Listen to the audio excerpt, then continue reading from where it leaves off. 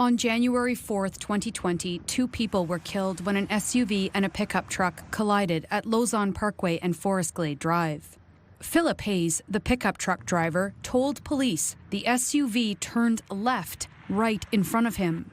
Constable Michael Ruddig, an accident reconstructionist, determined, however, it was the other way around, writing a report that Hayes ran a red light while the SUV turned on to Lausanne Parkway. Hayes was charged with 2 counts of dangerous driving causing death. 3 years later, he was convicted of both counts and was facing jail time. Hayes' defense lawyer Dan Scott told CTV News in 2023 the judge must have ignored the evidence of eyewitnesses. The assessment of the excessive speed, again, it's his assessment, but it just didn't comport with the evidence. That's when Hayes fired Scott and hired a new lawyer, Michael Lacey. His engineer sided with Hayes, noting the police report was also inconsistent with eyewitness statements and the physical debris at the scene. At a retrial, Constable Ruddig admitted to the court he made a mistake.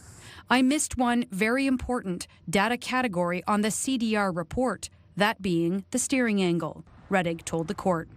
Within a year, Hayes' conviction was overturned, the charges withdrawn, but the damage was done to Hayes and his reputation.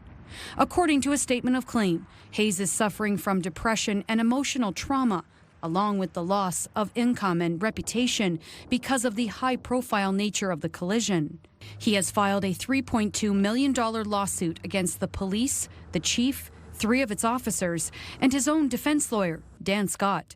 Their actions are described in the statement of claim as, quote, unconscionable, wanton, shocking to the conscience, intentional, deliberate, malicious, high-handed, and in total and reckless disregard to Hayes.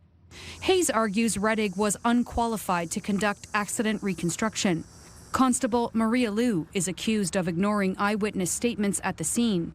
Dan Scott is accused of negligence for not hiring an independent accident reconstructionist and failing to show how he was spending Hayes' retainer fee. Hayes also alleges Scott didn't disclose an alleged conflict, given he had previously worked for Constable Warren Braganza, another one of the officers at the scene of Hayes' collision. The chief and police service are also included in the suit for allegedly failing to properly train its officers.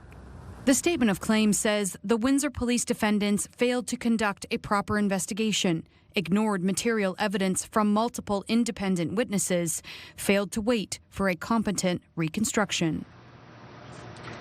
Windsor Police, the board, the chief, and Dan Scott have all declined to comment as the matter is before the court and the allegations have not been proven. Kent Rice, meantime, president of the Police Association, says he stands by their members and will support them through this legal process in defending their actions in the investigation of a dynamic and fluid incident. Now, this is a 20-page statement of claim, and my online coverage has more details and specific quotes about Hayes' allegations. You'll find that at ctvnewswindsor.ca.